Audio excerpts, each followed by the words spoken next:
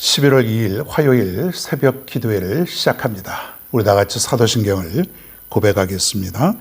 전능하사 천지를 만드신 하나님 아버지를 내가 믿사오며 그 외아들 우리 주 예수 그리스도를 믿사오니 이는 성령으로 잉태하사 동정녀 마리에게 나시고 본디오 빌라도에게 고난을 받으사 십자가에 못 박혀 죽으시고 장사한 지 사흘 만에 죽은 자 가운데서 다시 살아나시며 하늘에 오르사 전능하신 하나님 우편에 앉아 계시다가 저리로서 산자와 죽은 자를 심판하러 오시리라. 성령을 믿사오며 거룩한 공예와 성도가 서로 교통하는 것과 죄를 사하여 주시는 것과 몸이 다시 사는 것과 영원히 사는 것을 믿사옵나이다. 아멘. 아멘. 하나님의 말씀입니다. 오늘은 사도행전 11장 1절부터 3절 그리고 17절부터 18절 두 군데서 보도록 하겠습니다. 먼저 사도행전 11장 1절부터 3절입니다. 유대에 있는 사도들과 형제들이 이방인들도 하나님의 말씀을 받았다 함을 들었더니 베드로가 예루살렘에 올라갔을 때에 할례자들이 비난하여 이르되 네가 무할례자의 집에 들어가 함께 먹었다 하니. 그리고 17절과 18절입니다. 그런즉 하나님이 우리가 주 예수 그리스도를 믿을 때에 주신 것과 같은 선물을 그들에게도 주셨으니 내가 누구이기에 하나님을 능히 맡겠느냐 하더라. 그들이 이 말을 듣고 잠잠하여 하나님께 영광을 돌려 이르되 그러면 하나님께서 이방인에게도 생명 얻는 회개를 주셨도다 하니라. 아멘. 아멘. 그리스도의 마음이라고 하는 제목으로 오늘 말씀을 증거합니다. 우리가 믿음을 지키고 이렇게 산다고 하는 것이 쉬운 일은 아닙니다. 우리의 또 삶이 있고 또 복잡한 어떤 그런 상황 속에서 내가 정말 믿음을 지키고 그 믿음대로 내가 살아간다고 하는 것이 그렇게 쉬운 일만은 아니죠. 또 교회에서 봉사하는 것도 마찬가지입니다. 저는 봉사하는 분들에게 이렇게 한번 당부를 드려봅니다. 교회에서 욕을 얻어먹는 분들은 주로 헌신적으로 봉사하는 사람들이에요. 그러니까 아무것도 우리가 봉사하지 않는 사람들은 욕먹을 것도 아무것도 없습니다. 사람들에게는 그래요. 물론 하나님에게는 우리가 책망받을 수 있지만은 사람들이 뭐 하는 게 별로 없으니까 뭐 욕할 일도 별로 없지 않습니까? 근데 이제 몸을 부딪히면서 이렇게 사람과 부딪히고 함께하고 그러다 보면은 서로 감정도 상하기도 하고 또 여러 가지 욕먹는 일들 서로 이렇게 생기게 됩니다. 못해서 그런다기보다도 서로 의견의 차이도 있고 또 생각하는 것이 다르다 보니까 서로가 서로를 책망하기도 하고 비난하기도 하고 뭐 그런 일들이 뭐 부지기수입니다.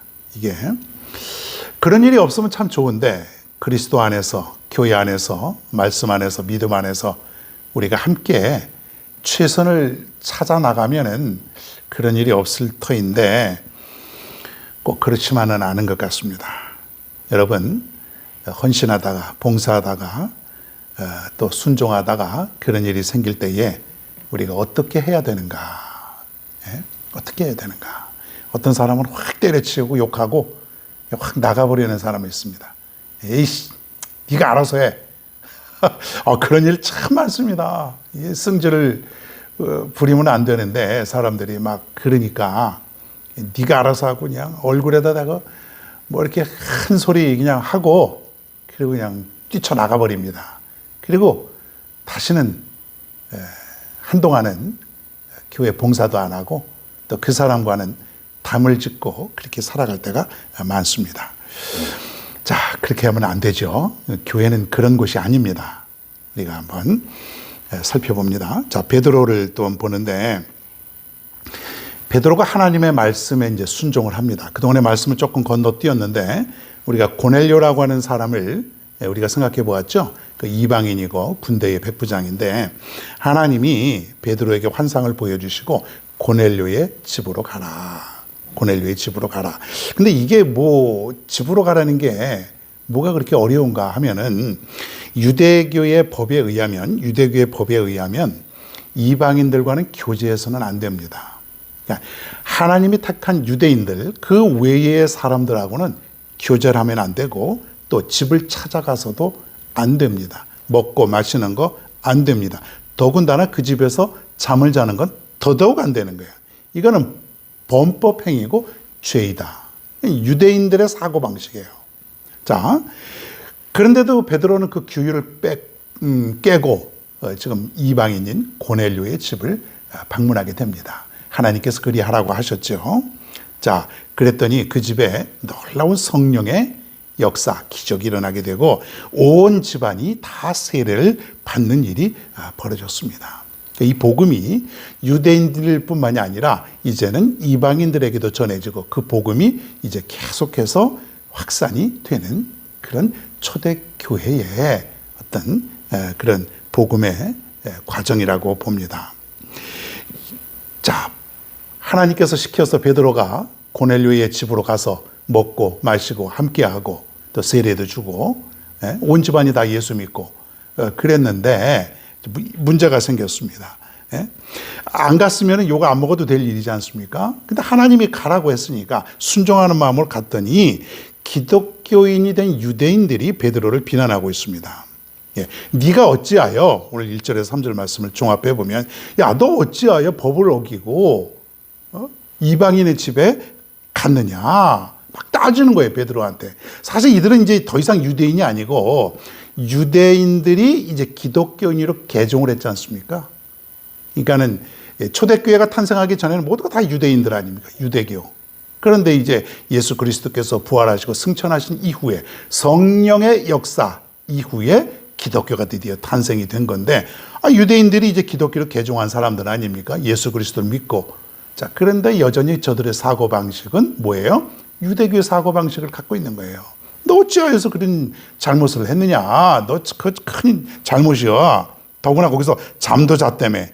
먹고 마시고. 그건 도저히 있을 수 없는 일이야. 그래서 몹시 화가 난 상태에서 사람들이 이렇게 베드로를 비난하고 있습니다. 자, 그때 베드로가, 이거 참 오늘 여기 중요한 건데, 어떻게 대처하고 어떻게 행동하는가. 4절 이후가 이제 그런 일들이에요. 사실 내가 이러이러해서 이렇게 된 거야. 사실은 잘 들어봐. 내가 이렇게 된 거는 다 이유가 있어. 하나님이 이렇게 말씀하셨고 이렇게 해서 이렇게 된 거야. 그렇게 차분하게 이렇게 설명을 해주는 거예요.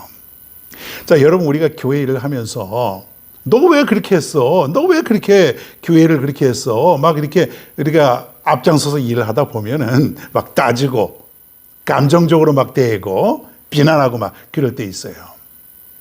그럴 때 어떤 사람들은 내가 더러워서 다시는 일하나 봐라. 내가 심지어 어떤 사람은 내가 이 교회에서 다시는 내가 봉사하나 봐라. 교회를 떠나버린다 내가. 뭐 그러는 사람도 있어요. 자, 그런데 앞장서서 일하다 보면은 욕을 먹는다 그랬지 않습니까? 비난을 받을 수 있어요. 여기 베드로처럼.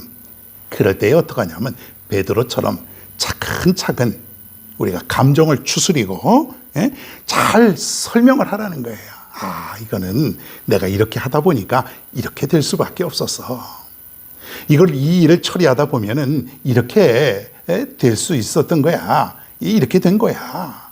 이렇게 내가 이것 때문에 이렇게 된 거야. 이렇게 하면서 부드럽고 온유함으로 대하라는 것이죠. 그러니까 성질 부리면 안 돼요. 성질 누구 없습니까? 다 성질 있죠. 근데 그것을 우리가 꾹꾹 눌러 참고 우리가 성령의 열매를 맺게 되면은 그것들을 우리가 바깥으로 내보이는 거 아닐 뿐이지 우리 성격들이 다 있지 않습니까? 우리 베드로처럼 온유함과 부드러움과 사랑으로 상대방의 심정을 이해하고 설득하는 그러한 모습. 그 17절에 보니까 이런 말이 있습니다. 그런즉 하나님이 우리가 주 예수 그리스도를 믿을 때에 주신 것과 같은 선물을 그들에게도 주셨으니 내가 누구이기에 하나님을 능히 막겠느냐 하더라. 이 사람들아, 하나님이 이방인들에게도 성령을 주시겠다고 하시는데 내가 어떻게 막을 수 있어? 하나님이 하시는 것인데. 그런 얘기예요. 그랬더니 사람들이 어떤 반응을 했냐면 이 말을 듣고 잠잠했다 그랬어요. 그리고 하나님께 영광을 돌렸다 그랬어요. 여러분, 우리가 해결하지 못할 것 없습니다. 우리가 앞장서서 일할 때에 때로는 이런 소리도 듣고 저런 소리도 듣고 비난도 받게 되죠. 그럴 때에 우리가 일하는 사람도 일하는 사람이지만 그것을 대하는 우리도 이해할 수 있고 서로 사랑하고 온유한 마음으로 서로 대하다 보면 오해가 풀리고 그리고 교회는 좋은 모습으로 나아가게 될 것입니다. 교회가 시끄럽고 분열되고 쪼개지고 갈라지고 그런 모습들 많이 있지 않습니까? 우리가 이제 성령 충만한 교회는 그런 교회가 아니에요. 사랑이 넘치고 충만한 교회는 그런 교회가 아니에요. 우리 모두 그리스도의 마음을 품으십시다. 그리스도의 마음은 어떤 마음이에요? 온유하고 사랑하고 희생하고 양보하고 이해하는 그런 마음이 그리스도의 마음이다. 여러분께서 성령이 충만할 때에 이러한 그리스도의 마음을 여러분도 갖게 될 것이고 그러한 모습이 열매로 나타나게 될 것입니다. 우리의 교회가, 우리 한국 교회가 그리스도의 마음을 품고 살아갈 수 있는 우리 모두가 되었으면 간절히 바랍니다. 오늘의 찬양입니다. 오늘의 찬양은 아무것도 두려워 말라.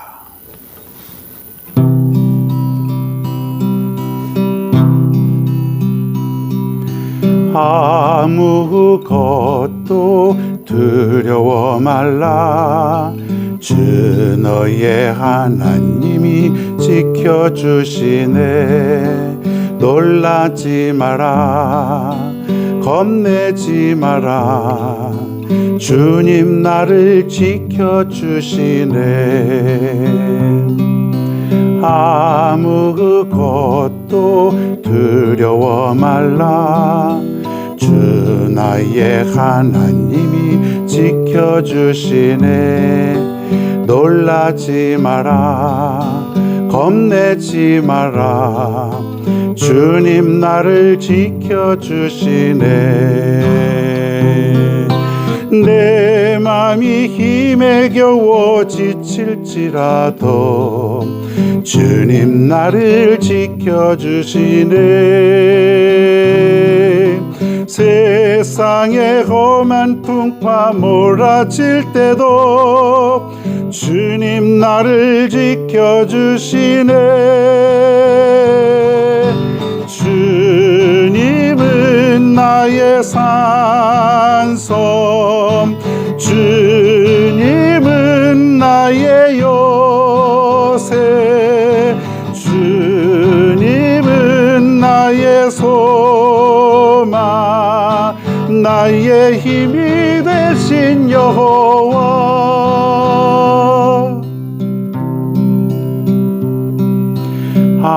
아무것도 두려워 말라.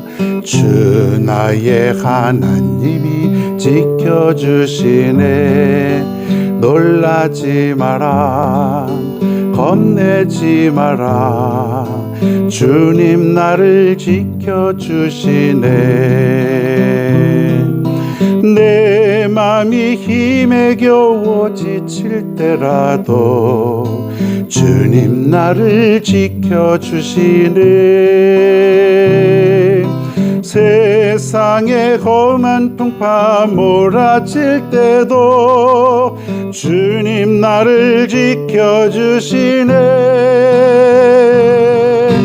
주님은 나의 산소, 주님은 나의 요새, 주님은 나의 소망, 나의 힘이 되신 여호와. 주님은 나의 산성, 주님은 나의 요새, 주님은 나의 소망, 나의 힘이 되신 되신 여호와, 나의 힘이 되신 여호와.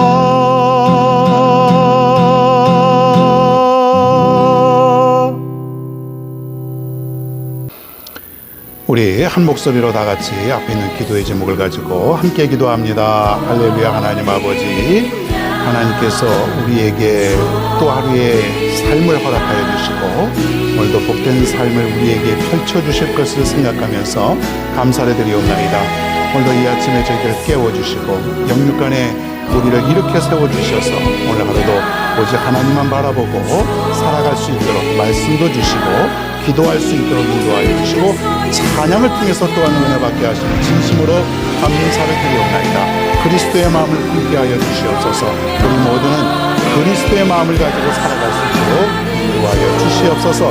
성령 충만한 사람은 성령의 열매를 맺게 되어 있는데 우리 모두가 성령의 충만한 삶을 살고 아름다운 결실과 아름다운 열매를 맺고 살아갈 수 있는 우리 모두가 되게 하여 주시옵소서.